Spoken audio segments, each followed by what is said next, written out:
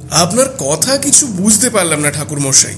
ওই ভদ্রলোক, না মানে উনি যদি প্রত্যেক বছরই এই দুর্গাপুজোর অষ্টমীর দিন আপনাকে প্রতাপগড় নিয়ে যাওয়ার জন্য আসেন, তাহলে আসেনি বা কেন? আর সত্যি যদি উনি এসে থাকেন, তাহলে আপনি তার সঙ্গে যান না কেন?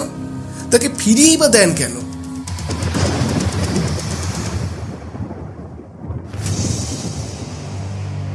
এই বলে জমিদার বাবু নবমীর পুজোর বলির খাড়া নিয়ে ঝাঁপিয়ে পড়েন সেই কৃষ্ণবর্ণ দুর্গা মূর্তির উপর। পাগলের মতো সেই মূর্তিতে আঘাত করতে থাকেন সেই ধাতব খাড়া দিয়ে।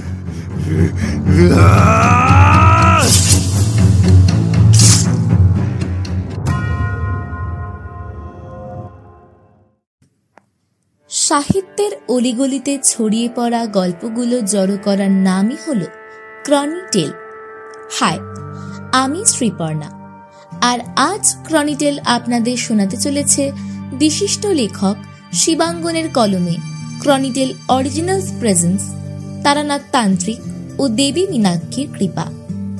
শুরু হচ্ছে আজকের গল্প, তারানাথ তান্ত্রিক ও দেবী মীনাক্ষীর কৃপা।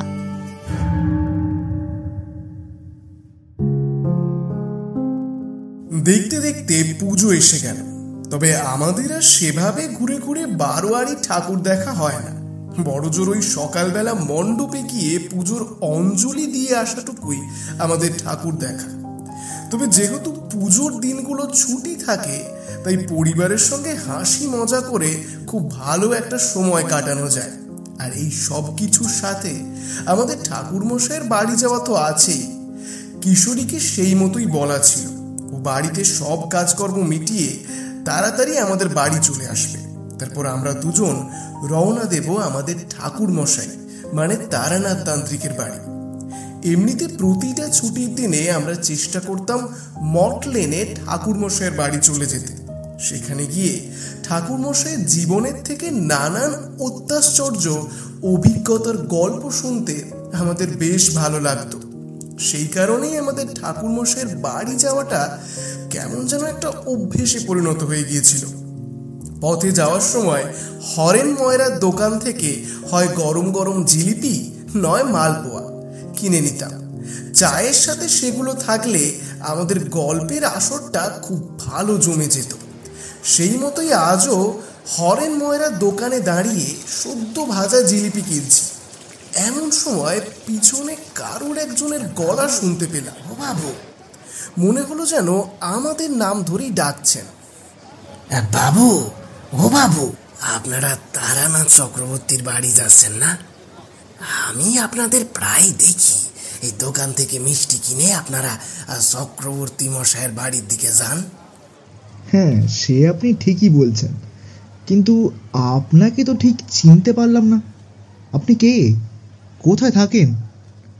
আর আপনি আমাদের এই দোকানে দেখেছেন বলছেন, তা আপনি কি এখানেই কাজ করেন নাকি? না বাবু, আমি কোনো কাজ টাজ করি না। আমাকে কি কাজে রাখবে? তবে আমি আপনাদের এইখানে দেখেছি আর তাই জিজ্ঞেস করলাম। ভদ্রলোকের সাথে কথা বলতে গেলে আমাদের ঠাকুর মশাইয়ের বাড়ি যেতে দেরি হয়ে যেতে পারে, এই কথাই ভেবে আমি তাড়া লাগালাম। নাও নাও কিশোরী, আর বৃথা দেরি করো না। এমনিতেই আজ অনেক দেরি হয়ে গেছে, ঠাকুর মশাইয়ের বাড়ি পৌঁছাতে আরো দেরি হয়ে যাবে। আমার কথা শেষ হওয়ার আগেই সেই লোকটা বিশ্রীভাবে হেসে উঠে আমাকে বললে, তা বাবুদের বোধ হয় বড্ড তারা, চক্রবর্তী মশাইয়ের বাড়ি যাবার জন্য নাকি? তাই না? যাই হোক, এত তাড়াহুড়া করবেন না। কখন কি হয় কেউ বলতে পারে না। দিনকাল যে একদম ভালো নয়। ভদ্রলোকের এরকম একটা কথা শুনে আমার মাথায় যেন হঠাৎ আগুন জ্বলে গেল। বেশ রাগ করেই বললাম, মানে কি বলতে চাইছেনটা কি আপনি? না না বাবু, আমি কিছু বলিনি। আমি শুধু বলছি যে রাস্তাঘাটে সাবধানে চলাফেরা করার কথা। বলা তো যায় না কখন কি বিপদে পড়তে হয়, আর তাই একটু সাবধান করছিলাম আর কি। ধন্যবাদ। তবে কিভাবে রাস্তাঘাটে চলতে হয় সেটা আমরা জানি। আপনি অযথা দুশ্চিন্তা করবেন না। আর কিশোরী, আমি এগোলাম, বুঝলে? তুমি যদি মনে করো আমার সাথে আসবে তাহলে আসতে পারো, নাহলে তুমি এখানে দাঁড়িয়ে ওই ভদ্রলোকের সাথে অপ্রাসঙ্গিক কথাবার্তা আলোচনা করতে থাকো, আমার কোনো অসুবিধা নেই তাতে। আরে ভায়া, শুধু শুধু চড়ছো কেন? চলো আমরা বরং এবার ঠাকুরমশাইয়ের বাড়ির দিকে এগিয়ে যাই। আর হ্যাঁ দাদা, আপনার আমাদের সাবধান করার জন্য অনেক ধন্যবাদ। আপনি এবার আপনার নিজের কাছে যান, আমরা এগোই। আর হ্যাঁ, আপনার নামটা তো বললেন না। আগে অধমের নাম মনোহর। আসে চাইলে এগোন, কিন্তু কোথায় বা যাবে নাকি? আর যার কাছে যাচ্ছেন সে তো বাড়িতে নেই। ঠাকুরমশাই বাড়িতে নেই? কোথায় গেছেন? আমাদের বাড়িতে। কি আজে বাজে কথা বলছেন? আপনাদের বাড়িতে মানে? কোথায় আপনাদের বাড়ি? আর যদি ঠাকুরমশাই আপনাদের বাড়ি গিয়ে থাকেন, তাহলে আপনি এখানে কি করছেন? সে অনেক কথা বলতে গেলে দিন কাবার হয়ে যাবে। তবে আমি এ কথা বলতে পারি, আপনাদের ঠাকুর মশাই এখন আমাদের বাড়িতেই আছেন, প্রতাপ করে। আর আমি এখানে এসে অপেক্ষা করছি আপনাদের সেখানে নিয়ে যাব বলে। না না, কি বলছেন? আমরা এখন প্রতাপগড় যাব কি করে? সে তো অনেক দূরের পথ, আমাদের ঘন্টাখানেকের মধ্যে বাড়ি ফিরতে হবে। আর সে না হয় ফিরবেন ক্ষণ, আগে তো চলুন, গেলে তবে তো ফেরার কথা। যেখানে গেলেনি না সেখান থেকে আর ফিরবেন কিভাবে? হ্যাঁ, অবশ্য সব জায়গায় গিয়ে তো আর ফিরে আসা যায় তা নয়, তাই না? তবে কোথাও থেকে ফিরতে গেলে আগে তো সেখানে যেতে হবে নাকি? তা বাবুরা, কি বুঝলেন? যাবেন নাকি? এই আপনি তখন থেকে আজে বাজে কথা বলে যাচ্ছেন। আপনাকে তো কিশোরী বলল এখন আমাদের প্রতাপগড় যাওয়ার কোনো সময় নেই, আপনি বরং আসুন। আর ঠাকুর মশাই যখন বাড়িতে নেই তখন আর আমাদের মিছিমিছি এখানে দাঁড়িয়ে থেকে তো কোনো কাজ নেই, আমরাও বরং বাড়ি ফিরে যাই। আর কি বলো হে কিশোরী? হ্যাঁ ভাইয়া, সেই ভালো। আমরাও আর বৃথা সময় নষ্ট না করে বাড়ি ফিরে যাই, চলো। ও, তার মানে আপনারা প্রতাপগড়ে যাচ্ছেন না? না, যাচ্ছি না। আপনাকে তো বললাম, এত দূরের পথ যাওয়া এবং ফিরে আসা এই অল্প সময়ের মধ্যে সম্ভব নয়। তার থেকে ভালো ঠাকুরমশাই ফিরে এলে আমরা দেখা করে যাব, কেমন? কিশোরী বেশ রূঢ়ভাবে কথাটা বলায় মনোহর নামের সেই লোকটা যেন একটু হতোদ্যম হয়ে পড়ল। আর তারপর একটাও কথা না বলে হন হন করে ঠাকুরমশাইয়ের বাড়ির দিকের রাস্তা বরাবর এগিয়ে গেল। লোকটার ব্যবহার সত্যিই আমরা কিছু বুঝতে পারলাম না। আগাগোড়াই লোকটা কেমন যেন একটা রহস্যে মোড়া। দেখো ভাইয়া, লোকটাকে আমার একদমই সুবিধার মনে হলো না। শুধুমাত্র ওর কথার উপর ভরসা করে আমাদের ফিরে যাওয়াটা বোধহয় ঠিক হবে না। আমার মনে হয় আমাদের একবার ঠাকুরমশাইয়ের বাড়ি গিয়ে দেখে আসা উচিত। যদি উনি বাড়িতে না থাকেন তাহলে তো এমনিতেই ফিরে যেতে হবে। কথাটা তুমি মন্দ বলনি কিশোরী, আমারও লোকটাকে একদমই ভালো লাগেনি। গায়ে পড়ে এসে চারটি জ্ঞান দিয়ে গেল। যাই হোক, চলো, এতটা পথ যখন হেঁটে এসেছি তখন দু কদম আরও এগিয়ে গিয়ে ঠাকুরমশাইয়ের বাড়িতে খোঁজ নিয়ে যাই। আর সেই কথা মতোই আমি আর কিশোরী এগিয়ে গেলাম ওনার বাড়ির দিকে। তবে দাওয়াতে ওঠার পর দরজার বাইরে থেকে কোনো তালা বন্ধ না দেখে মনে একটু আশার সঞ্চার হলো। অতএব স্বভাবসিদ্ধভাবেই দরজায় টোকা দিলাম। আমাদের দরজার কড়া নাড়ার সাথে সাথেই বাড়ির ভিতর থেকে চারি মায়ের কণ্ঠস্বর শুনতে পেলাম। আসছে। কয়েক মুহূর্তের মধ্যেই দরজাটা খুলে চারি হেসে আমাদের ভিতরে আসতে বলল। আসুন কাকাবাবুরা। আচ্ছা, ঠাকুরমশাই কি বাড়িতে নেই? মানে বাইরে কোথাও গেছেন কি? না না বাবা, কোথায় আর যাবেন, উনি তো বাড়িতেই আছেন। আর একটু আগেই বাবা আপনাদের কথা জিজ্ঞাসা করছিলেন। আমি অবাক হয়ে জিজ্ঞেস করলাম, ঠাকুরমশাই বাড়িতেই আছেন তাহলে? তার মানে লোকটা আমাদের ডাহা মিথ্যে কথা বলল। দেখলে ভায়া বিভূতি, আমি তো তোমায় প্রথমেই বলেছিলাম, লোকটার কথা শুনে মনে হচ্ছে লোকটা সঠিক কথা বলছে না। লোকটা আস্ত একটা মিথ্যেবাদী। আর সে তো ঠিকই আছে কিশোরী, কিন্তু লোকটার সঙ্গে তো আমাদের কোনো শত্রুতা নেই। তবে আমাদেরকে এরকম মিথ্যে কথা বলার কারণটা কি? আমাদেরকে ঠাকুরমশাইয়ের বাড়ি আসতে না দিয়ে ওরই বা কি স্বার্থ? কি জানি, হয়তো লোকটা পাগল। দেখলে না, বলল আমাদের প্রতাপগড় নিয়ে যেতে চায়। আরও বলল ঠাকুরমশাই নাকি ওখানে গেছেন, অথচ দেখো উনি দিব্যি এখানে রয়েছেন। আরে তোমরা কি সমস্ত আলোচনা ঘরের বাইরেই করবে নাকি ভেতরেও আসবে? ঘরের ভেতর থেকে ঠাকুরমশাইয়ের গলার আওয়াজ পেয়ে আমরা পায়ে পায়ে ঢুকে এলাম ঠাকুরমশাইয়ের বৈঠকখানায়।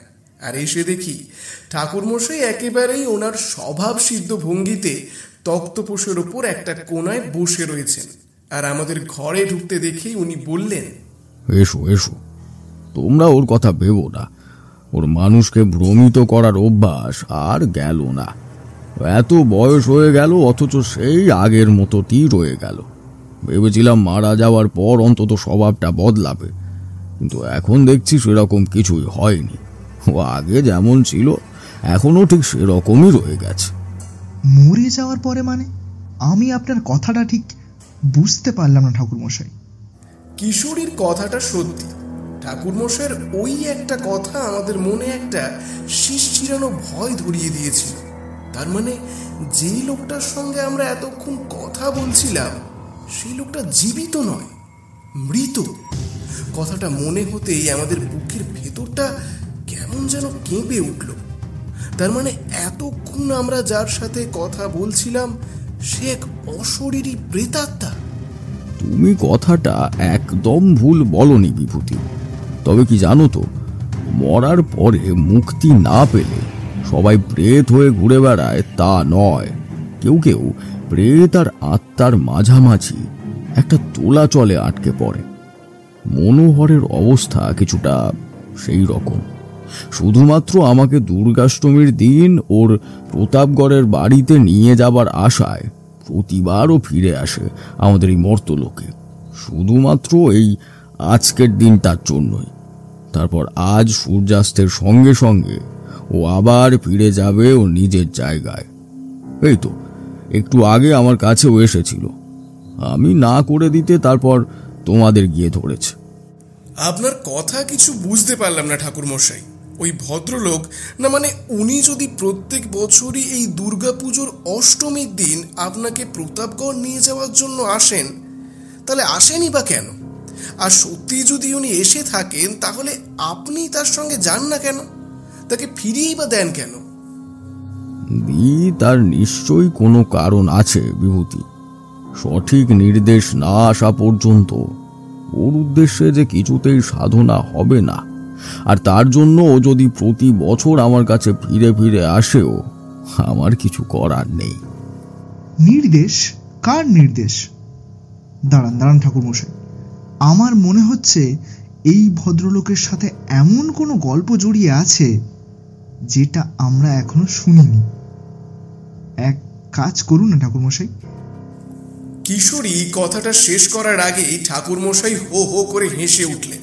তারপর বললেন, বুঝেছি কিশোরী, এই মনোহরের সুবাদে তোমাদের আজ একটা নতুন গল্প শোনার সুযোগ তৈরি হয়ে গেল, কি বলো? হ্যাঁ, মানে সেই আশা নিয়েই তো আমাদের এখানে আসা। যাই হোক ঠাকুরমশাই, আপনি গল্পটা বলতে শুরু করুন। এই মনোহর কেন বারবার করে দুর্গা অষ্টমীর দিন আপনার কাছে ছুটে আসে? ওর বিশ্বাস একমাত্র এভাবেই ওর স্ত্রীর কাছে ও পৌঁছাতে পারবে। মনোহরের স্ত্রী? হ্যাঁ, ঠিকই ধরেছ, মনোহরের স্ত্রী। অবশ্য স্ত্রী সেভাবে বলা যায় না। বিয়ের আয়োজন সম্পূর্ণ হলেও বিয়ে করতে কনে পক্ষের বাড়ির লোক পৌঁছেও মনোহরকে ফিরে আসতে হয়েছিল খালি হাতেই। সে এক গল্প বটে। মনোহরের শ্বশুর বাড়ি আমার বহু দিনের যজমান। আমি মনোহরের স্ত্রী মীনাক্ষীকে চিনি সেই ওর ছোট্টবেলা থেকে। ওর বাবা একজন অত্যন্ত সজ্জন মানুষ ছিলেন। বাড়ির শালগ্রাম শিলায় নিত্য সেবা না করে কোনোদিন জলস্পর্শ করতেন না, যাকে বলে একেবারে সাত্ত্বিক ব্রাহ্মণ বংশ। ওই মীনাক্ষীও ছোট থেকে ওর বাবার কাছে পুজো আচ্চা ধর্মকর্মের কাজ শিখেছিল। পরবর্তীকালে বয়সজনিত কারণে ওর বাবার শরীর ভেঙে পড়লে বাড়িতে নারায়ণ শিলার নিত্য সেবার দায়িত্ব নিজের কাঁধে তুলে নিয়েছিল মীনাক্ষী। আর ধীরে ধীরে সে দায়িত্ব মীনাক্ষী নিজের হাতে তুলে নেওয়ায় ওর বাবা দুর্গাদাস বেশ নিশ্চিন্ত হয়েছিল। এই করেই চলতে থাকে, আর মীনাক্ষীও বড় হতে থাকে নিজের মতো করে। আমার বেশ মনে আছে, একবার ঠিক দুর্গাপুজোর আগে আগে আমি ওদের বাড়ি গিয়েছিলাম, ওদের গ্রাম কুসুমপুরে। তখন ওর বাবার সাথে ওদের বাড়ির দাওয়ায় বসে আমরা কথা বলছিলাম। তখনই মিনতি মানে দুর্গাদাসের স্ত্রী ঘরে কাজ সারতে সারতে এসে বলে, হ্যাঁ গো, তুমি একবার তান্ত্রিক ঠাকুরকে ওটা দেখাও না গো। না না, ছাড়ো না, ছোট মেয়ে কি করতে কি করেছে। আমি ওদের কথা থেকেই বুঝলাম দুর্গাদাস আর ওর স্ত্রী ওদের মেয়ে মীনাক্ষীর করা কোনো কিছু নিয়ে আলোচনা করছে। যেটা মিনতি চাইছে দুর্গাদাস যেন আমাকে দেখায়, আর আমি ওদের আলোচনাটাকে সহজ করার জন্য ওদের উদ্দেশ্যে বললাম, কেন দুর্গাদাস, তোমার মেয়ে তো খুব লক্ষ্মী শুনেছি, তা সে কি করেছে শুনি? না না, সেরকম কিছু নয় তান্ত্রিক ঠাকুর, আসলে ছোট মেয়ে কখন নিজের খেয়ালে কি করে। আরে হোক না ছোট মেয়ে, গ্রামে তো কতই ছোট মেয়ে রয়েছে, তো তাদের মধ্যে কজনই বা ওর মতো করে করতে পারে শুনি। তান্ত্রিক ঠাকুর, আপনি দেখবেন আমার মিনু কি করেছে। আমি বেশ আগ্রহ ভরে ওকে জিজ্ঞাসা করলাম, নিশ্চয়ই দেখব, কেন দেখব না, তা মিনু এখন কোথায়? কোথায় আবার, এখন সে শুধু একটা ব্যাপার নিয়েই মেতে আছে, অন্য কোনো দিকে তাকানোর তার ফুরসত নেই কো। আসুন আসুন আসুন তান্ত্রিক ঠাকুর, আপনাকে দেখাই সে কি কাণ্ডটাই না বাদ দিয়েছে। বুঝলাম মা হিসেবে মিনতি মীনাক্ষীর কিছু একটা কাজের জন্য অত্যন্ত প্রভাবিত হয়েছে, সে কারণেই সে বারবার করে আমাকে সেটা দেখাতে চাইছে। আমি আর কথা না বাড়িয়ে তাকে বললাম, কই চলো দেখি, কি এমন করেছে তোমার মিনু? আচ্ছা ঠাকুরমশাই, তখন মীনাক্ষীর বয়স কত ছিল? কত হবে, বড় জোর 12 কি 13। তারপর শোনো না, যে কথা বলছি, মিনতি আমাকে ওদের বাড়ির উঠোনে অন্য প্রান্তে নিয়ে যেতে গেলে দুর্গাদাসও বেশ অনিচ্ছা সত্ত্বেও আমার সাথে আসে। উঠোনের ওই দিকে ওদের বাড়ির বড় মড়াই বাঁধা। সেটা ছাড়িয়ে আরো একটু এগোতেই আমি দেখতে পেলাম মিনু ওদের গোয়াল ঘরের পাশে মাটিতে বসে খুব মন দিয়ে কিছু একটা করছে। আর সেটার কাছে যেতেই আমার চক্ষু একেবারে স্থির হয়ে গেল। দেখি মিনু নিজের হাতে একটা মাটির দশভুজা দুর্গা মূর্তি তৈরি করেছে। দেখো, মূর্তি হিসেবে সেটা যে অত্যন্ত সুন্দর কিছু হয়েছিল সে কথা বলবো না, কিন্তু একটা 12 বছরের মেয়ে যে নিজের হাতে দুর্গা প্রতিমা নির্মাণ করতে পারে তা সত্যি বলতে কি আমার কল্পনা শক্তিরও ঊর্ধ্বে ছিল। আমি অবাক হয়ে গিয়েছিলাম। অবাক হয়ে বললাম, এ কি মিনতি, তোমার মেয়ে তো সত্যিই অসাধারণ কাজ করেছে। আর বলবেন না তান্ত্রিক ঠাকুর, মেয়ের এই খামখেয়ালি কাজের জন্য আমার যে রাতের ঘুম চলে গেছে। আমি অবাক হয়ে জিজ্ঞাসা করলাম, কেন, ও নিজের হাতে দুর্গা মূর্তি নির্মাণ করেছে, তাতে তোমার দুশ্চিন্তার কারণ কি? মূর্তি তৈরি অবধি ঠিক ছিল তান্ত্রিক ঠাকুর, কিন্তু এখন যে সে গো ধরেছে দুর্গা পুজোর 5 দিন সে নাকি এই দুর্গা মূর্তির পুজো করবে। মায়ের মূর্তি যখন সে নির্মাণ করেছে তখন নির্দিষ্ট নিয়ম মেনে সেই মূর্তির পূজা করাই তো উচিত। দেবীর আশীর্বাদ ছাড়া কি সম্ভব?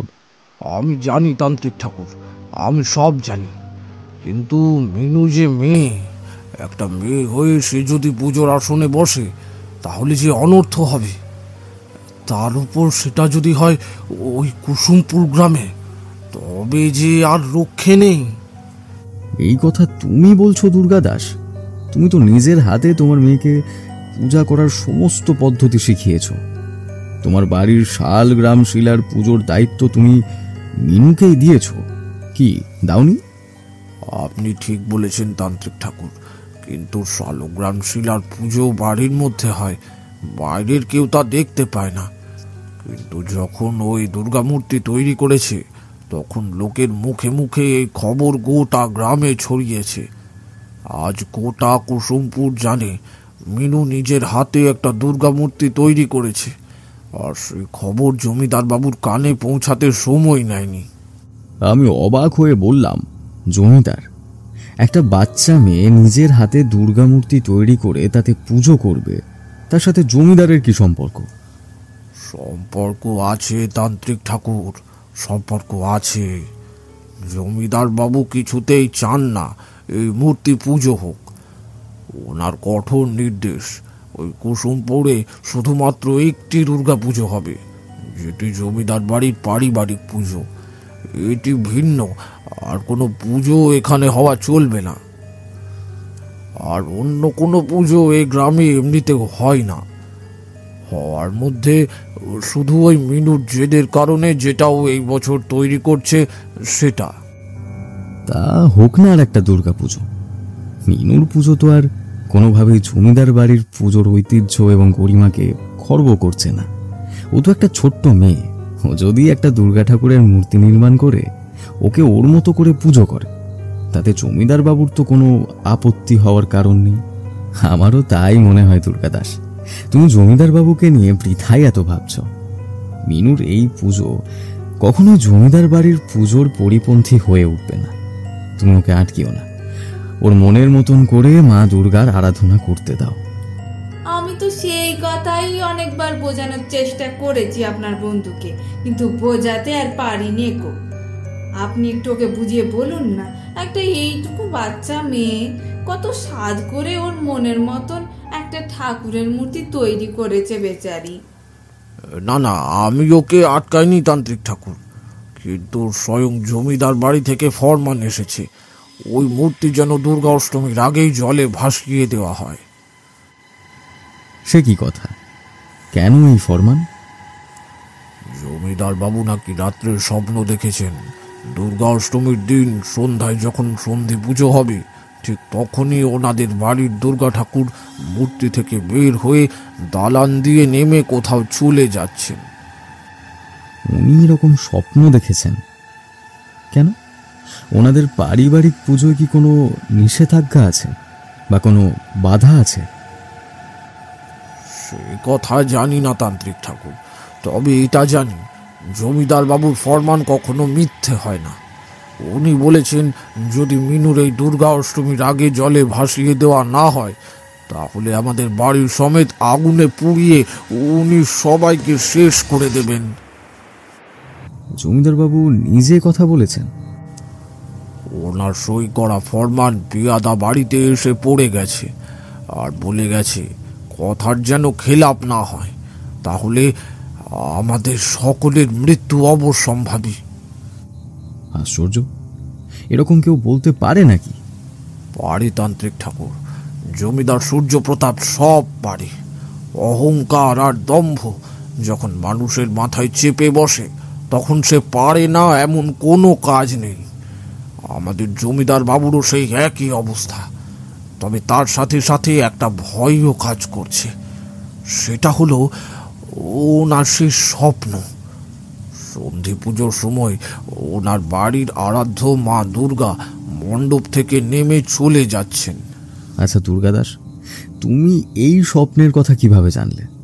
তোমাকে কি উনি নিজে মুখে কথা বলেছেন? খেপেছেন নাকি? সে কথা উনি কখনো নিজের মুখে আমায় বলেন? আমাকে সে কথা বলেছে ঋষিকেশ। ঋষিকেশ আমার বন্ধু, স্থানীয় গুরু ভাই। ওর পুরো নাম ঋষিকেশ ভট্টাচার্য। ঋষিকেশ জমিদার বাড়ির দুর্গাপুজোর মূল পুরোহিত। তাকে জমিদার বাবু ওনার এই স্বপ্নের কথা জানালে সে কথায় কথায় আমায় জানায়, আর সাথে এও জানায় স্বপ্নটা দেখার পর থেকে জমিদার বাবু বেশ ভয় পেয়েছেন, আর সেই ভয়ের কারণেই তার এরম ফরমান। সে তো বুঝতেই পারছি, তা কি করবে সেটা কি কিছু ঠিক করেছ? মিনুকে যদি বলো পুজো না করতে, বা পুজোর আগেই যদি সেই মূর্তি জলে ভাসিয়ে দিতে, তবে ওর মনে বড় আঘাত লাগবে। ও একটা ছোট মেয়ে, এই আঘাতও নিতে পারবে বলে আমার মনে হয় না। এই কথাটা একেবারে সত্য, তাই বুঝতে পারছি না কি করি। আমি বলি কি, আমরা পুজোটা করব, বুঝলেন? মা দুর্গার যদি মিনুর হাতের পুজো নেওয়ার ইচ্ছা হয়ে থাকে, তবে তা আটকাতে জমিদার বাবু যাই করুন না কেন কখনোই সফল হতে পারবেন না, এ আমার দৃঢ় বিশ্বাস। মিনতি বেশ জোর দিয়েই কথাটা বললেও দুর্গাদাসের মুখ চোখ দেখে বোঝা গেল সে বেশ দুশ্চিন্তায় পড়ে গেছে। মিনতির জেদ যে ওদের পরিবারের জন্য ভয়ঙ্কর বিপদ ডেকে আনতে পারে, সেটা সে ভালোই বুঝতে পেরেছে। আমি বুঝি তান্ত্রিক ঠাকুর, মিনতি যে কথা বলছে সেটা ঠিক, কিন্তু জমিদার বাবুর সঙ্গে সম্মুখ সমরে গিয়ে আমি যেই কুসুমপুর গ্রামে টিকতে পারবো না। নিজের কথার মান্যতা না হলে জমিদার বাবু যে কতটা সাংঘাতিক হতে পারেন সে উদাহরণ আমাদের গ্রাম আগে দেখেছে, সেই জন্যই ভয় হয়। আমি বুঝলাম দুর্গাদাস এক অদ্ভুত ধর্ম সংকটে পড়েছে। তখনই আমি ওকে একটা সমাধান সূত্র বললাম। ওকে বলি, তোমার যদি আপত্তি না থাকে, আমি মিনুকে নিয়ে আর ওর তৈরি দুর্গা মূর্তি নিয়ে কলকাতা চলে যেতে পারি। আমার বাড়িতেও থাকতে পারবে, আর ওর মনের সুখে ও মা দুর্গার আরাধনা করতে পারবে। সেখানে কেউ ওকে বাধা দেবে না। পরে পুজো হয়ে গেলে আমি ওকে আবার ফিরিয়ে দিয়ে যাব। এখানে মানে আপনার এই বাড়িতে? না না, আমার বাড়িতে এত জায়গা ছিল না যে মা দুর্গার পুজোর আয়োজন করা যায়। কলকাতায় আমার আর এক যজমান ছিল, নাম পরিমল সামন্ত। ভদ্রলোকের উত্তরাধিকার সূত্রে পাওয়া সম্পত্তির অভাব নেই। কলকাতা শহরের বুকে তখন ওনার বেশ বড় সড়ো একটা বাগান বাড়ি রয়েছে। আমাকে পরিমল সামন্ত বেশ মান্যগণ্য করত, তাই আমি একবার ওকে মিনুর কথা বলতে সানন্দে সে রাজি হলো। জমিদার বাবু জানতে পারবেন না ভেবে দুর্গাদাসও মীনাক্ষীকে আমার সঙ্গে চলে আসার অনুমতি দিল। সবকিছু আমার পরিকল্পনা মতোই চলছিল। কলকাতা এসে পরিমলকে সবকিছু বলতে সে আমার কথা শুনে বলল, এ কি বলছেন তান্ত্রিক ঠাকুর? আমার ভিটেতে দুর্গাপুজো হবে, এ তো আমার বহুদিনের স্বপ্ন। কিন্তু আমরা যে ব্রাহ্মণ নই, তাই কেউ অনুমতি দেননি আমাদের ভিটেতে মা দুর্গার আরাধনা করার। তবে আমার মনের স্বপ্নটা এখনো রয়েই গেছে। আপনি যদি বলেন, তবে আমি এখনই সমস্ত বন্দোবস্ত করছি। পুজোর ব্যবস্থা করতে গেলে একটা ৮ চালের মূর্তি তো লাগবে। আমি তখন ফিরে এসেছি কলকাতায় মিনুকে নিয়ে, আর আমাদের গাড়ির ভেতরে মিনুর তৈরি দুর্গা মূর্তি বসানো আছে। আমি আর মিনু গাড়ি থেকে নেমে পরিমলের সঙ্গে কথা বলছিলাম, আর তখনই আমি ওকে সম্পূর্ণ ব্যাপারটা বুঝিয়ে বলি। সাথে এও বলি, মূর্তির কোনো প্রয়োজনীয়তা নেই। মীনাক্ষী নিজের হাতে তৈরি করে মূর্তি সাথে করেই নিয়ে এসেছে, কিন্তু ওর গ্রাম কুসুমপুরে সেই মূর্তি পুজো করা সম্ভব না হলে আমি তাকে সঙ্গে করে নিয়ে এসেছি কলকাতায়। পুরো ব্যাপারটা শুনে পরিমল যেন অভূত হয়ে গেল। আর সত্যি বলবো, অসাধারণ ক্ষিপ্রতার সঙ্গেই ওই কদিনের মধ্যেই পরিমল দুর্গা পুজোর সম্পূর্ণ ব্যবস্থা করে ফেললেন। কিন্তু সেই খবর জমিদার বাবুর কাছে পৌঁছাতে সময় লাগলো না। ওনার লোকেদের নিয়ে দুর্গাদাসের বাড়ি তল্লাশি করে জমিদার বাবু জানতে পারেন মীনাক্ষী সেখানে নেই। সাথে সাথে ওর হাতে তৈরি মাটির দুর্গা মূর্তিটিও উধাও। পাপে পরিপূর্ণ জমিদার বাবুর মন বুঝে নিতে ভুল করে না মীনাক্ষী নিশ্চয়ই ওর তৈরি দুর্গা মূর্তি নিয়ে কোথাও পালিয়ে গেছে, আর সেখানেই সে পুজোর আয়োজন করছে। জমিদারের যাবতীয় রাগ গিয়ে পড়ল দুর্গাদাস আর দুর্গাদাসের বউয়ের উপর। মিনু কোথায় আছে জানার জন্য শুরু হয় ওর বাবা মায়ের উপর অকথ্য অত্যাচার। তবে সমস্ত কথা তখনই জানতে আমরা পারি না। আমরা তখন পরিমল সামন্তর বাড়ির বড় দালানে মীনাক্ষীর দুর্গাপুজো নিয়ে মেতে রয়েছি, আর সেটাই আমাদের সবথেকে বড় ভুল ছিল। সেবার সন্ধি পুজোর সময় পড়েছিল সন্ধ্যাবেলার দিকে। জমিদার বাড়িতে সম্পূর্ণ নিয়ম এবং ঐতিহ্য মেনে 108টি প্রদীপ জেলে 108 পদ্ম দিয়ে পুজোর আয়োজন করেন জমিদার বাবু। স্বাভাবিকভাবেই গোটা কুসুমপুর গ্রাম ভেঙে পড়ে জমিদার বাড়ির দালানে পুজো দেখতে। কিন্তু সারাদিন সবকিছু ভালো চললেও অষ্টমীর দিন রাত্রে সেই ভয়ঙ্কর ঘটনাটা ঘটে। সারাদিনের পুজোর ক্লান্তিতে রাত্রে যখন সূর্যপ্রতাপ ঘুমিয়ে পড়েন, তখন উনি আবার সেই স্বপ্নটি দেখেন। ওনার বাড়ির মা দুর্গা দালান থেকে নেমে হেঁটে চলে যাচ্ছেন। দালানের সিঁড়িতে মায়ের পায়ের আলতা পরা ছাপ স্পষ্ট দেখেন উনি। সেই মাঝরাত্রেই ঘুম ভেঙে উনি ছুটে আসেন, আর এসে দেখেন সত্যি সত্যি দেবী মূর্তি মিশমিশে কালো বর্ণ ধারণ করেছে, আর সিঁড়িতে মায়ের আলতা পরা পায়ের ছাপ। আর বুঝতে অসুবিধে হয় না জমিদার বাবুর স্বপ্ন সত্যি হয়েছে। সন্ধি পূজা শেষ হওয়ার পরেই দেবী প্রস্থান করেছেন ঠাকুর দালান থেকে, আর সেটা দেখেই জমিদার বাবু চিৎকার করে ওঠেন, তুই এ কি করলি মা? আমি তোর পুজোয় কখনো কোনো রকমের অনিয়ম করিনি। পৃথিবীর মধ্যে শ্রেষ্ঠ উপকরণ সংগ্রহ করে এনে তোর পুজো করেছি, আর তুই আমাকে প্রত্যাখ্যান করলি। আমি জমিদার সূর্যপ্রতাপ নারায়ণ, প্রতি বছর আমি তোর পুজো করি। তুই আমার পুজো গ্রহণও করেছিস এতগুলো বছর, কিন্তু এবার কি হলো মা? এবার তুই কেন ত্যাগ করলি আমাকে? কেন রুষ্ট হলি তুই? তোকে উত্তর দিতেই হবে। তোর উত্তর না শুনে আমি এই ঠাকুর দালান ত্যাগ করব না। আর তোকে আমি কথা দিচ্ছি, যে একরত্তি মেয়েটার পুজো পাওয়ার জন্য তুই আমাকে ত্যাগ করলি, তাকে আমি শেষ করে দেব। সে পৃথিবীর যেখানেই লুকিয়ে থাকুক, তাকে খুঁজে বের করে আমি তাকে চরমতম শাস্তি দেব আমার কথার অন্যথা করার।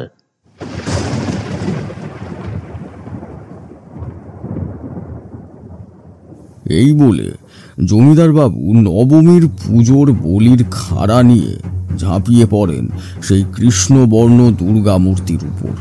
পাগলের মতো সেই মূর্তিতে আঘাত করতে থাকেন সেই ধাতব খাড়া দিয়ে।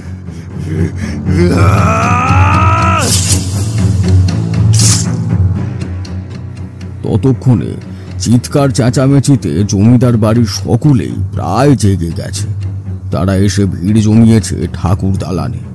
সেখানে উপস্থিত সকলে জমিদার বাবুর সেই উন্মত্ত রূপ দেখে ভয়ে কেঁপে ওঠে। যে দুর্গা মূর্তিতে সপ্তমীর দিন পুরোহিত মশাই প্রাণ প্রতিষ্ঠা করেছেন, সেই দুর্গা মূর্তিকেই লাগাতার আক্রমণে একটা ধ্বংসস্তূপে পরিণত করে জমিদার সূর্যপ্রতাপ। তারপর সে হাতে খাড়া নিয়ে রওনা দেয় দুর্গাদাসের বাড়ির দিকে। তার রূপ তখন ভয়ঙ্কর, যেন সাক্ষাৎ বিভীষিকা। দুর্গাদাস আর ওর স্ত্রী এসব ব্যাপার কিছুই জানেন না। তারা তখন মিনু ভালো আছে এই ভরসায় নিশ্চিন্তে ঘুমিয়ে গেছে। আর তাদের ঘুমিয়ে থাকা অবস্থাতেই সেই খাড়ার কোপে জমিদার সূর্যপ্রতাপ তাদের মুন্ড শরীর থেকে ছিন্ন করে দেয়।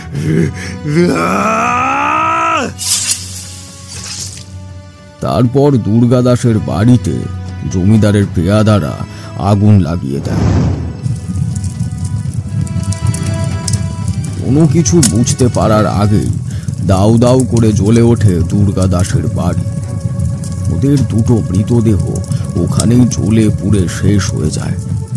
শুধু পরিমল সামন্তর বাড়িতে থেকে যাওয়ার জন্য মীনাক্ষী সে যাত্রায় বেঁচে যায়।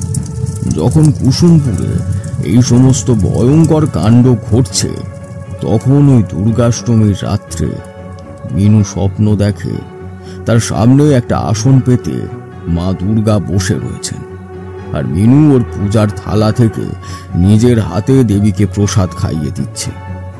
মা দুর্গাও প্রসাদ গ্রহণ করছেন। দেখার পর মিনুর মনটা আনন্দে নেচে ওঠে। ও বোঝে ওর এই এত লড়াই সার্থক।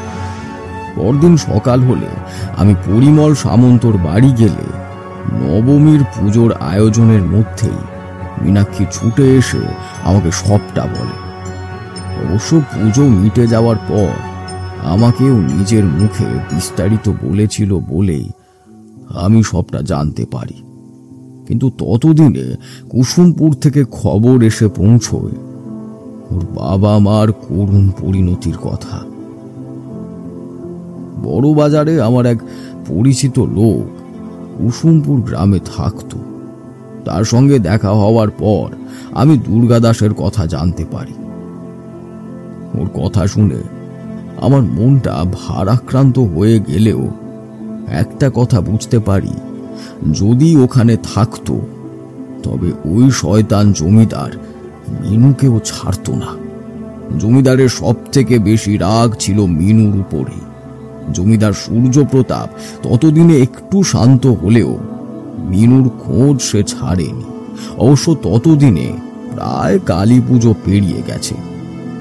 ফলে জমিদার বাড়ির সেই অসমাপ্ত দুর্গাপূজার আর কোনো হিল্লে হয় না। লোকেরা সেই মূর্তির ভাঙা অংশগুলোকে এক জায়গায় জড়ো করে পাশের একটা দিঘিতে বিসর্জন করে দেয়। নবমী থেকে জমিদার বাড়ির দুর্গাপুজো অসম্পূর্ণই থেকে যায়। সে কি বলছেন ঠাকুরমশাই? প্রাণ প্রতিষ্ঠা করা ঠাকুরের পুজো সম্পূর্ণ না করে তা ধ্বংস করা হলো, এই যে মহাপাপ। সে তো বটেই, আর সেই পাপের ফল জমিদার বাবুকে ভোগ করতে হয়েছিল তার নিজের জীবন দিয়ে। গ্রামে তখন এক চরম অরাজকতার পরিস্থিতি। এমন কোনো মানুষ যারা দুর্গাদাসের পরিবারের সঙ্গে সংযুক্ত ছিল তারা কেউই রেহাই পায়নি। আমার কপালে জুটেছিল চরম লাঞ্ছনা আর অপমান। কোনো এক অজ্ঞাত কারণে ওইটুকু মেয়ে মীনাক্ষীকে যেন নিজের শত্রু বলে ভেবে নিয়েছিল জমিদার সূর্যপ্রতাপ। যে কোনো মূল্যে তাকে খুঁজে বের করার জন্য জমিদার বাবু এক প্রকার মরিয়া হয়ে উঠেছিলেন। আর ঠিক সেই কারণেই একদিন উনি কলকাতায় আসার পরিকল্পনা করেন। আমাদের সকলেরই ধারণা মীনাক্ষী যে আমার সাথে কলকাতায় চলে এসেছে এই খবর ওনার কাছে পৌঁছে গেছে, আর এই কলকাতা আসায় ওনার কাল হয়। একটা ভয়ানক পথ দুর্ঘটনার মুখে পড়তে হয় জমিদার বাবুর গাড়িটিকে, আর সেই আঘাতে মৃত্যুর মুখে পতিত না হলেও চিরতরে বিকলাঙ্গ হয়ে যান। ওনার মস্তিষ্ক থেকে নিয়ন্ত্রণ হারিয়ে যায়, ওনার দেহ সম্পূর্ণরূপে পঙ্গু হয়ে যায়। আমি শুনেছি তারপর থেকে জীবনের শেষ দিন পর্যন্ত প্রায় আরো বছর দুয়েক ওনাকে এভাবেই বেঁচে থাকতে হয়েছিল। অনেক টাকা পয়সা খরচ করে ডাক্তার দেখিয়েও ওনার শারীরিক অবস্থার বিন্দু মাত্র উন্নতি হয়নি। এতক্ষণ আপনারা শুনছেন তারানাথ তান্ত্রিক ও দেবী মীনাক্ষীর কৃপা। কিন্তু আপনাদের মধ্যে এখনো অনেকেই আমাদের চ্যানেল ক্রনিটেলকে সাবস্ক্রাইব করেননি। তারা আর দেরি না করে চটপট সাবস্ক্রাইব করে ফেলুন। তো চলুন শুনে নেওয়া যাক গল্পের পরবর্তী অংশ। তার মানে উনি ওনার কৃতকর্মের ফল নিজের হাতে নাতেই পেয়েছিলেন, তাতে কোনো সন্দেহ নেই। ঠিক বলেছ বিভূতি, একদম সেটাই হয়েছিল। নিজের দম্ভের কারণে সমস্ত নীতিবোধ উনি ভুলে গিয়েছিলেন, তারই শাস্তি ওকে পেতে হয়। কিন্তু ঠাকুরমশাই, একটা ব্যাপার আমার মাথায় ঢুকলো না। আপনি তো বললেন জমিদারবাবু সব রকমের নিয়ম নীতি মেনেই নিষ্ঠা ভরে দেবীর পুজো করতেন, তবে দেবী তাকে ত্যাগ করলেন কেন সেটা তো বুঝলাম না। এটি একটি অত্যন্ত গুরুত্বপূর্ণ প্রশ্ন তুমি করেছ কিশোরী। দেবী তাকে ত্যাগ করলেন কেন? এর উত্তর তখন কেউই আমরা না জানলেও তার থেকে আরো বছর 6 পরে সে ব্যাপারে একটা ধারণা আমরা পেয়েছিলাম। তখন বেশ ধুমধাম করে পরিমল সামন্তর বাড়িতে দুর্গা পুজো হচ্ছে, আর বলাই বাহুল্য সেই পুজোর মূল উদ্যোক্তা মীনাক্ষী। তবে ততদিনে ঠাকুর বড় হওয়ায় আর সে ঠাকুরের মূর্তি তৈরি করতে পারে না। কুমোরটুলি থেকেই 12 হাতের একচালা বিগ্রহ তৈরি করে আনা হয়। আর বাড়িতে দুর্গাপুজো করার পর থেকে মায়ের আশীর্বাদে পরিমল সামন্তর পারিবারিক ব্যবসা তখন বেশ সমৃদ্ধিশীল হয়ে উঠেছে। তাই মীনাক্ষীর এই দুর্গাপুজো পরিমল অত্যন্ত আনন্দের সঙ্গেই আয়োজন করতেন। সেবার দুর্গাপুজোর অষ্টমী পড়েছিল 18ই আশ্বিন। দিনটা ছিল মীনাক্ষীর জন্মদিন। সেই দিনই 18 বছরে পা দেয় মীনাক্ষী। আমার বেশ মনে আছে, সন্ধ্যাবেলা সন্ধি পুজোর সময় তখন মহা সমারোহে পরিমল সামন্তর ঠাকুর দালানে পুজোর আয়োজন চলছে। 108টি প্রদীপের আলোয় চারিদিক ঝলমল করছে। আর পৌরোহিত্যের আসনে বসে মীনাক্ষী 108 পদ্ম অর্পণ করার পর 108 প্রদীপের আরতি শেষ হলে সবাই তখন মাটিতে মাথা ঠেকিয়ে মা দুর্গার চরণে প্রণাম করছে। তখন হঠাৎ করে চিৎকার করে ওঠে মীনাক্ষী। তবে তখন ওর গলায় সেই সদ্য কৈশোরের ছোঁয়া নেই। যথেষ্ট ভারী গলায় ও বলে ওঠে, তুই কেন এসেছিস সেখানে? আমি তোকে বহুদিন আগেই পরিত্যাগ করেছি। এখন তুই কি চাস? মীনাক্ষীর কথা শুনে ওখানে উপস্থিত সকলে স্তম্ভিত হয়ে যায়। ওখানে উপস্থিত সকলে মাথা উঁচু করে দেখে পুজোর দালানের একেবারে কোণায় একটি লোক দাঁড়িয়ে আছে, যার পরনে পোশাক অত্যন্ত মলিন, বহুদিন স্নান না করা মাথায় জটা যুক্ত চুল, সারা গায়ে দুর্গন্ধ। পুজোর মুহূর্তে এরকম একজন মানুষকে সেখানে কেউই আশা করেনি।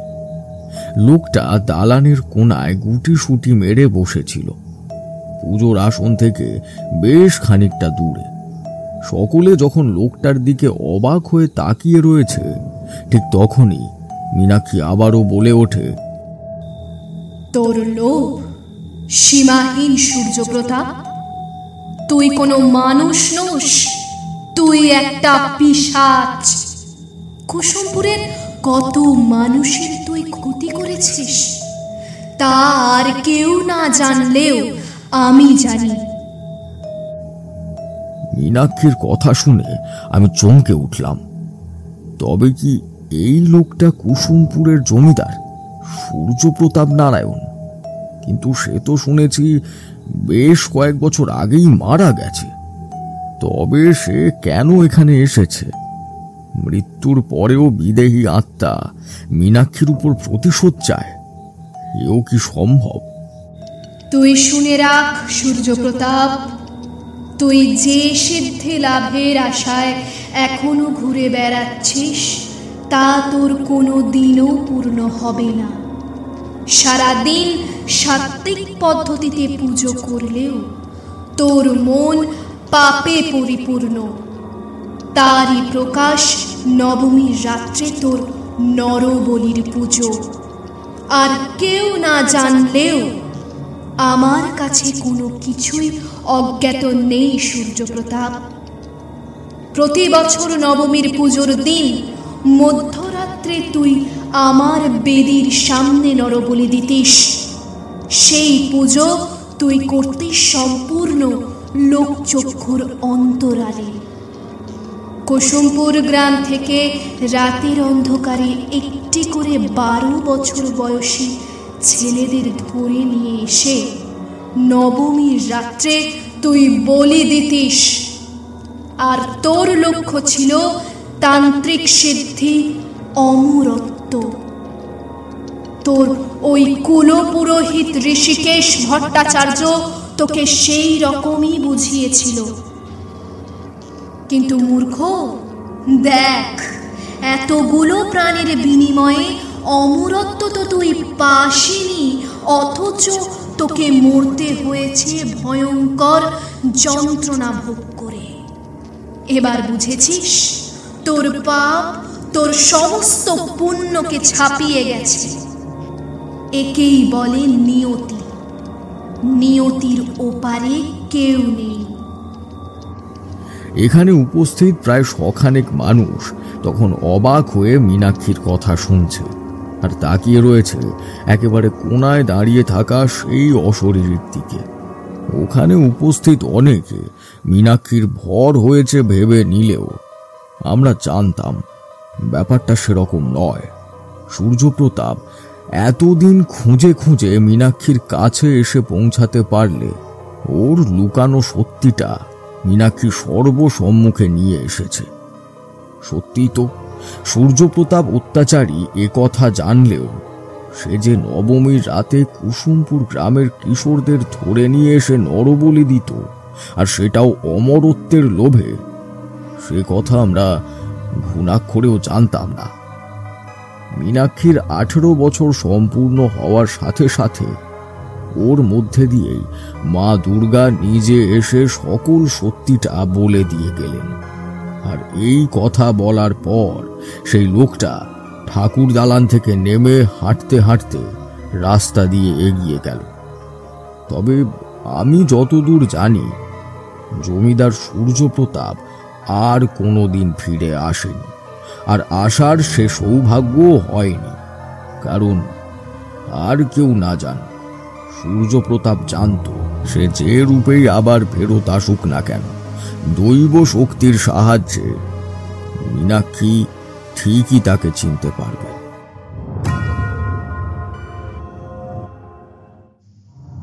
হ্যাঁ ঠাকুরমশাই, তাহলে কি জমিদার সূর্যপ্রতাপের অশরীরী সেদিনের পর থেকে আর ফিরে আসেনি? সেই রকমই তো জানি। সেই মুহূর্তের পরে আর সেই লোকটাকে কোনো দিন দেখা যায়নি। তাহলে মনোহর নামে এই লোকটা কে, যে আপনাকে প্রতাপগড়ে নিয়ে যেতে চাইছে? আপনি বললেন প্রতি বছর দুর্গাপুজোর অষ্টমীর দিন সে নাকি এখানে আসে। সে কি ঠাকুরমশাই? মনোহর মীনাক্ষীর হবু স্বামী। ওর বাড়ি প্রতাপগড়ে।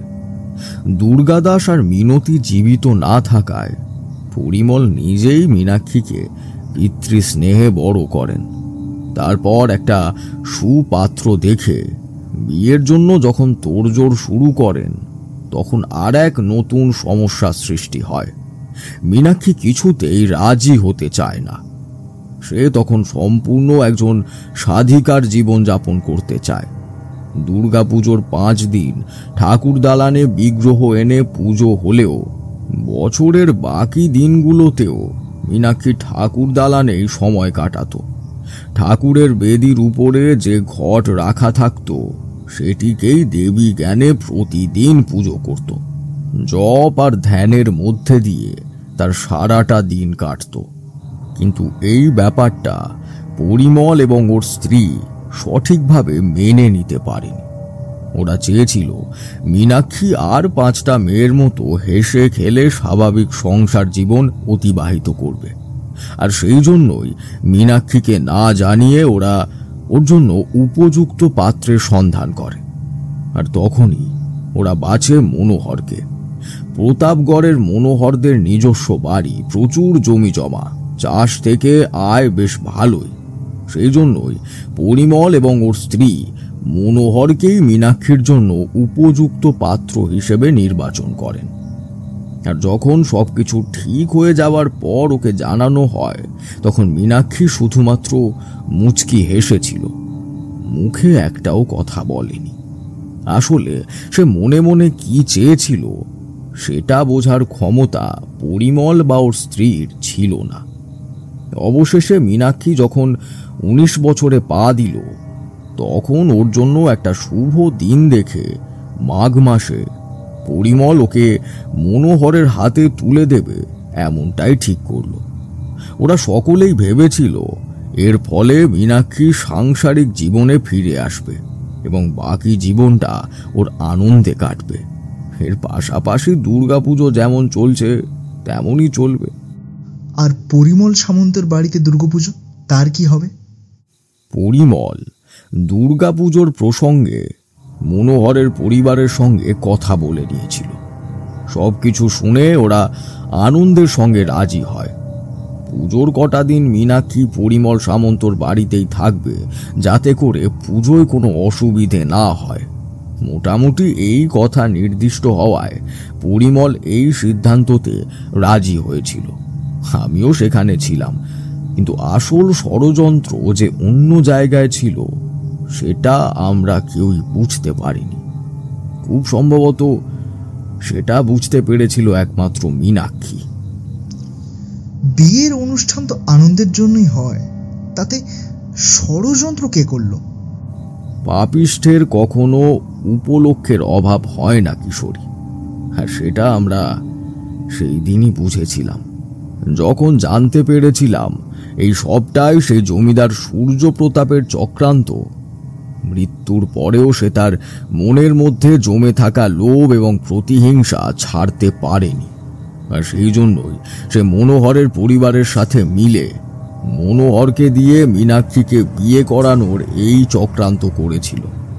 পরে আমরা জানতে পেরেছিলাম আসলে মনোহর ছিল সেই অশরীরী প্রেতের হাতের পুতুল মাত্র। তাকে যেমন ভাবে সে চালনা করত মনোহরও সেইভাবেই চলত, আর সেই প্রেতই তার ছায়া শরীর নিয়ে সব সময় মনোহরের সাথে সাথেই থাকত। এদিকে বিয়ের আয়োজন তখন সম্পূর্ণ, সবকিছু আনন্দের সঙ্গে সম্পূর্ণ হলেও মীনাক্ষী সেদিন সকাল থেকেই ছিল একেবারে চুপচাপ, গম্ভীর। পরিমল আমাকেও সেই বিয়ের অনুষ্ঠানে আমন্ত্রণ জানিয়েছিল। গায়ে হলুদ সম্পন্ন হওয়ার পর যখন সবাই নিজেদের কাজে ব্যস্ত হয়ে পড়ল, তখন বাড়ির কেউ একজন এসে আমায় খবর দিল মীনাক্ষী নাকি আমাকে ডাকছে। সে পরিমলের বাড়ির দোতলায় নিজের ঘরে রয়েছে, আর আমাকে সেখানেই যেতে বলেছে। আমি তার ঘরে যেতেই মীনাক্ষী আমাকে বলল, তান্ত্রিক ঠাকুর, আজ আমার আপনাদের থেকে বিদায় নেওয়ার দিন। সংসারের এই বন্ধনে আমি নিজেকে বন্দি করতে পারবো না, তাই আমি চলে যাচ্ছি। তবে যাওয়ার আগে আপনাকে একটা দায়িত্ব দিতে চাই। আমি মীনাক্ষীর কথা শুনে চমকে উঠলাম। সেদিন তো ওর বিয়ে, সেখানে ও বলছে কিনা ওর সেদিন বিদায় নেওয়ার দিন। এ কথার অর্থ কি? আমি অবাক হয়ে তাকে জিজ্ঞাসা করলাম, মা মিনু, এ তুমি কি কথা বলছো? কথাটা বলার সাথে সাথেই আমার চোখ চলে গেল মীনাক্ষীর চোখের দিকে। ওর চোখ দুটো দেখে আমি চমকে উঠলাম। সে দুটো তখন নীল স্ফটিকের মতো জল জল করছে, আর ওর মাথায় একটা উজ্জ্বল মণি দেখতে পেলাম। আমি বুঝতে পারলাম এ আর কেউ নয়, আদিশক্তি মহামায়ার বিংশ মহাবিদ্যার এক অন্যতম দেবী মা মীনাক্ষী। দেবীর শক্তি ওর মধ্যে থাকার কারণেই ওর মধ্যে ছোট থেকেই এই ভক্তিভাবের প্রকাশ আমরা দেখেছি, কিন্তু তখন ওর স্বরূপ চিনতে পারিনি। আমি হাত জোর করে ওকে প্রণাম জানিয়ে বললাম, মা তুমি?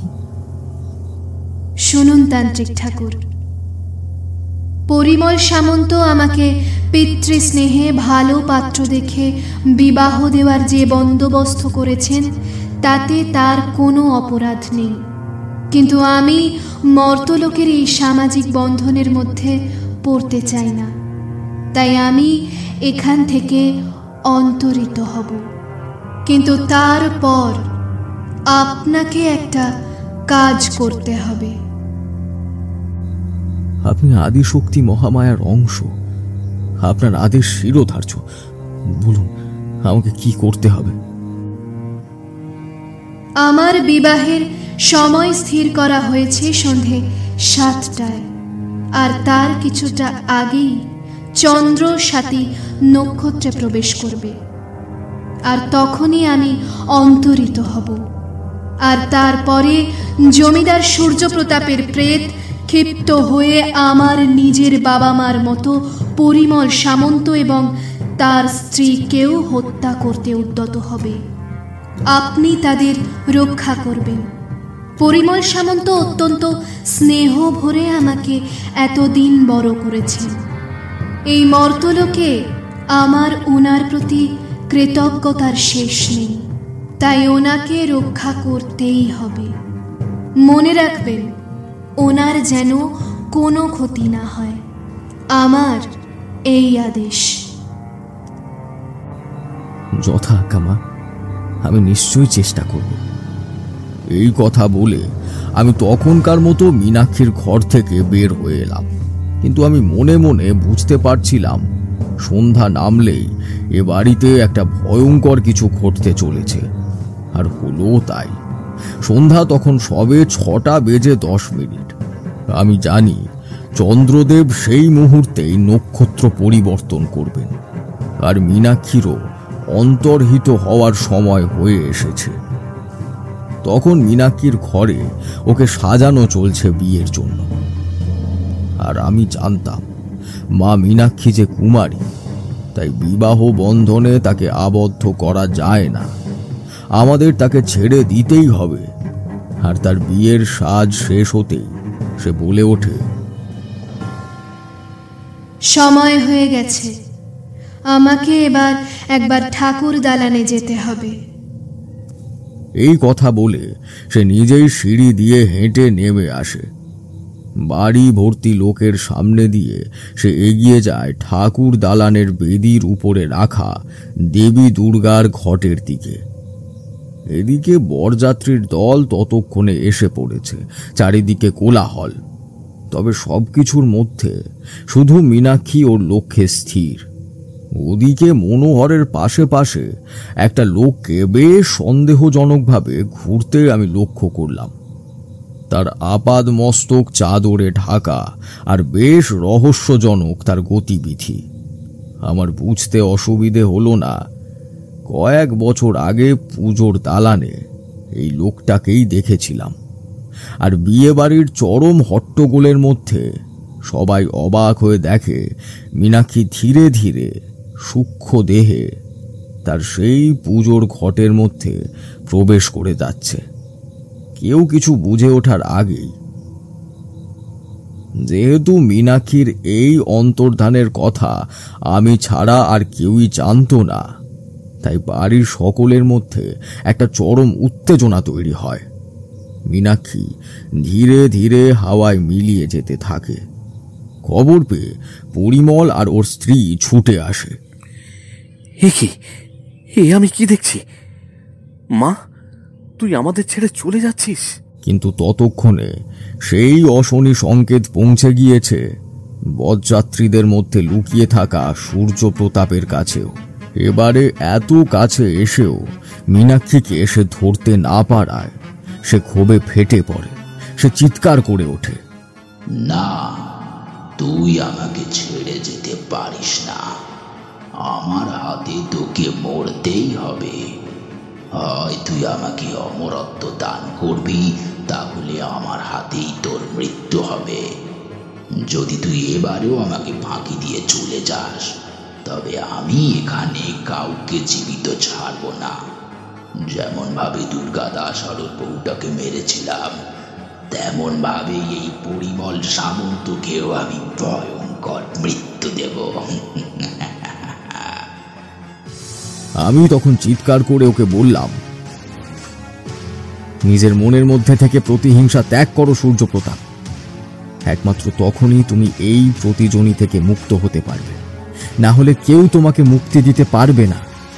মৃত্যুর পরেও তুমি প্রতিহিংসা ত্যাগ করতে পারোনি বলে তুমি মুক্তি লাভ করতে পারোনি। আর কিসের অমরত্ব? জমিদার সূর্য প্রতাপের তো মৃত্যু হয়েছে, তবে কি করে তুমি অমরত্ব দাবি করতে পারো? কিন্তু আমি এই মনোহরের শরীরের মধ্যে বাস করি, আর ওর শরীরের মাধ্যমেই আমি অমরত্ব চাই। আর সৃষ্টির সমস্ত সুখ ভোগ করতে চাই। আমি জানি মীনাক্ষীর মধ্যে সাক্ষাৎ দেবীর অধিষ্ঠান আছে। একমাত্র সেই পারে আমাকে আমার কাঙ্ক্ষিত বর দান করতে। তাকে সেটা করতেই হবে, না হলে আমি এখানে কাউকে জীবিত ছাড়ব না, কাউকে না।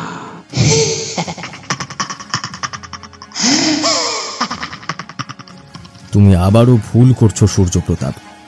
অমরত্ব এই মর্তলোকে কোনো দিনও কারোর অভীষ্ট হতে পারেনি। আধ্যাত্মিক চেতনায় উন্নতির জন্য আমাদের এই মনুষ্য জন্ম নিতে হয়, যাতে করে সাধনার মাধ্যমে আমরা উচ্চতর লোকে পৌঁছাতে পারি। আর তুমি সেখানে। আমার কথা শেষ হওয়ার আগে সেই অশরীরী নিজের সম্পূর্ণ অবয়বে ফিরে এলো। তার আসরিক শক্তির আস্ফালন মনে হতে লাগলো মনোহর যেন তখনই মারা যাবে। ওর শরীরের প্রতিটা রক্তবাহ ফুটে উঠল, চোখে মুখে ফুটে উঠল এক ভয়ঙ্কর ক্রোধ এবং প্রতিহিংসার আগুন। ভয়ঙ্কর তার বাহুবল। আমি বুঝতে পারলাম সূর্যপ্রতাপের প্রেত ধীরে ধীরে মনোহরের শরীরটাকে গ্রাস করে ফেলেছে। আর সে তখন রাগে গর্জন করছে। বাকি লোকেদের মধ্যে তখন এক ভয়ঙ্কর ভীতির সঞ্চার হওয়ায় সবাই বিভিন্ন দিকে দিক বিদিক জ্ঞান শূন্য হয়ে ছুটতে লাগলো। আর তার মধ্যেই মনোহর হাতের কাছে পেয়ে গেল পরিমলকে। ওর গলার কাজটা খামচে ধরে শূন্যে তুলে ধরল। যখন ও পরিমলকে আছাড় দিতে যাবে, তখন আমি আমার ঝোলার মধ্যে থেকে মন্ত্রপুত শ্মশানের ভস্য নিয়ে মহাকাল ভৈরবীর নাম স্মরণ করে সেটা ছুড়ে দিলাম মনোহরের দিকে। স্বয়ং মহাকাল ভৈরবী আসরিক শক্তিকে নিজের মধ্যে শোষণ করে থাকেন। আর সূর্যপ্রতাপের এই প্রেত তার আসরিক শক্তির কারণে মহাবলশালী, যাকে নিয়ন্ত্রণ করতে পারেন একমাত্র মহাকাল ভৈরবী।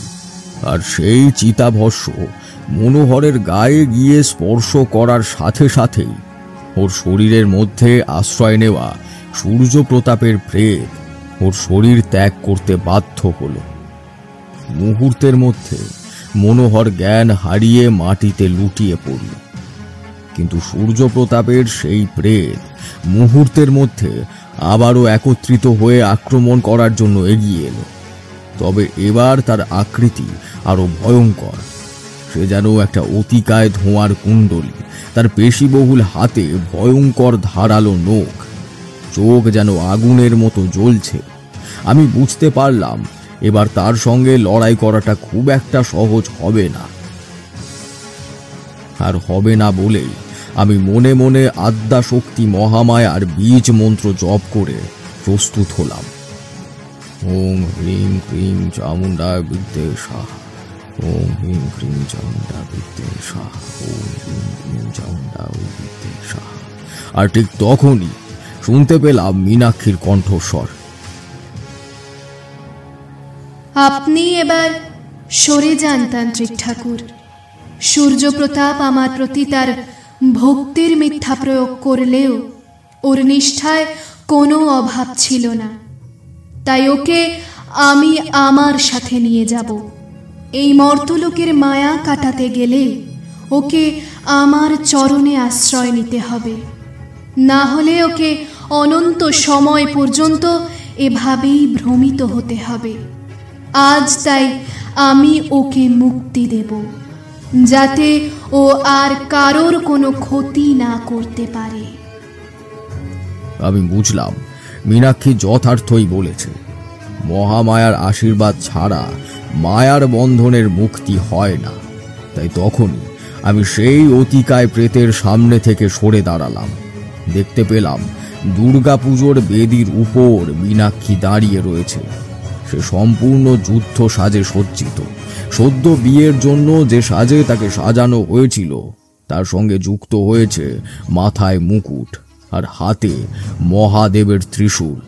আর তার চোখ দুটো জলজল করছে নীল স্ফটিকের মতো।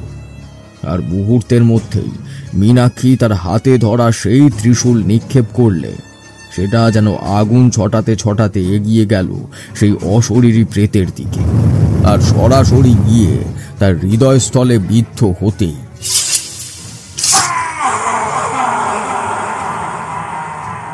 ছিন্ন ভিন্ন হয়ে যায় সেই ধোঁয়ার কুণ্ডলী। আর তারপর ধীরে ধীরে এই সমস্ত ধোঁয়ার কুণ্ডলী মিলিয়ে গেল। মীনাক্ষীর নিক্ষেপ করা সেই ত্রিশূল থেকে নির্গত অগ্নি বাষ্পে আমরা উপস্থিত সকলেই বুঝতে পারলাম এতদিনে বোধহয় জমিদার সূর্যপ্রতাপের পাপ শেষ হলো। সে তার আরাধ্যার চরণে স্থান পেয়েছে, যেটি একজন ভক্তের সব থেকে উৎকৃষ্ট কাঙ্ক্ষিত স্থান। আর কিছুক্ষণ পর মনোহর উঠে বসলেও সে আর কিছুই বুঝতে পারে না এতক্ষণ কি ঘটে গেছে। তবে এই মনোহর বারবার এখানে ফিরে আসে কেন জানি না, তবে শুনেছি সে কারোর মুখে সেদিনের ঘটনা শুনেছিল। তারপরই তার ধারণা হয় একমাত্র সেও যদি মীনাক্ষীর চরণে আশ্রয় নিতে পারে তবেই তার মুক্তি সম্ভব। আর যেহেতু সূর্যপ্রতাপের প্রেতের কারণে মনোহর বেশ কিছু সুবিধা ভোগ করত, তাই সেই প্রেতাত্মার নিধানের কিছুদিন পর মনোহর নিজেও আত্মহত্যা করে। তারপর থেকে নিজের মুক্তির জন্য ও প্রতি বছর দুর্গাপুজোর অষ্টমীর দিন আমার কাছে আসে। আমি যেন মীনাক্ষীর সঙ্গে ওর একবার যোগাযোগ করিয়ে দিই। আপনি তা করিয়ে দেননি? মহামায়ার ইচ্ছের বিরুদ্ধে তাকে দিয়ে কোনো কিছুই করানো যায় না কিশোরী। সূর্যপ্রতাপকে তার মুক্তির জন্য অতগুলো বছর অপেক্ষা করতে হয়েছিল। তাই মনোহরের যখন সময় হবে তখন মা মহামায়া নিজেই ওর মুক্তির বন্দোবস্ত করবেন। আমার এখানে কিছু করার নেই। ও মনে বিশ্বাস নিয়ে আমার কাছে বারবার ছুটে এলেও প্রতি বছরই ওকে খালি হাতেই ফিরতে হবে। আর যেদিন ওর পাপের ফল সম্পূর্ণ হবে ও আবার দেবী মহামায়ার চরণ লাভ করতে পারবে, তার আগে নয়। এতক্ষণ টানা কথা বলার পর ঠাকুরমশাই একবার থামলেন। আমি দেখলাম ঠাকুরমশাই ওনার ঘরের পূর্ব দিকে জানালা দিয়ে বাইরে তাকিয়ে রয়েছেন। ওনার চোখের দৃষ্টিটা বড্ড ঘোলাটে। বুঝলাম সশরীরে উনি আমাদের মাঝে উপস্থিত থাকলেও মনে মনে হয়তো উনি পৌঁছে গিয়েছেন সেই পরিমল সামন্তর বাড়ির দুর্গাপুজোর প্রাঙ্গণে, যেখানে প্রতি বছরের মতো নিশ্চয়ই এবারেও দুর্গাপুজোর আয়োজন হচ্ছে, যার সূচনা করেছিল মীনাক্ষী। আমরা আর কথা না বাড়িয়ে ধীর পায়ে বেরিয়ে এলাম ঠাকুরমশাইয়ের ঘর থেকে। তখন বেশ বেলা হয়ে গেছে, আমাদেরও এবার বাড়ি যেতে হবে। তাই ঠাকুরমশাইকে আর ওনার চিন্তায় ব্যাঘাত না ঘটিয়ে দরজাটা আলতো করে বন্ধ করে পথে নামলাম। আর অবাক হয়ে দেখলাম আমাদের থেকে বেশ কিছুটা দূরে সেই লোকটা, মানে ওই মনোহর, তখনও ঠাকুরমশাইয়ের বাড়ির দিকে এক দৃষ্টে তাকিয়ে দাঁড়িয়ে রয়েছে। আমরা সেটা দেখেও না দেখার ভান করে এগিয়ে গেলাম আমাদের বাড়ির দিকে। সামনের একটা কোনো ছুটির দিন আমরা আবার আসবো ঠাকুরমশাইয়ের কাছে ওনার জীবনের কোনো একটা রোমাঞ্চকর অভিজ্ঞতার বর্ণনা শুনতে। আপাতত আজকের মতো বিদায়।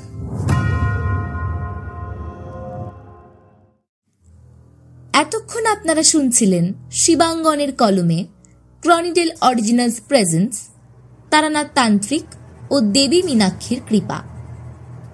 চরিত্রায়নে বিভূতি ও মনোহরের ভূমিকায় শুভায়ু, কিশোরের ভূমিকায় সোমেশ, তারানাথ তান্ত্রিকের ভূমিকায় রূপম, দুর্গাদাসের ভূমিকায় রাহুল, দেবী ও মীনাক্ষীর ভূমিকায় অদ্রিজা, পরিমলের ভূমিকায় অতনু, জমিদার সূর্যপ্রতাপের ভূমিকায় মিনহাজুল, মিনতির ভূমিকায় শান্তনা এবং চারির ভূমিকায় অন্বেষা।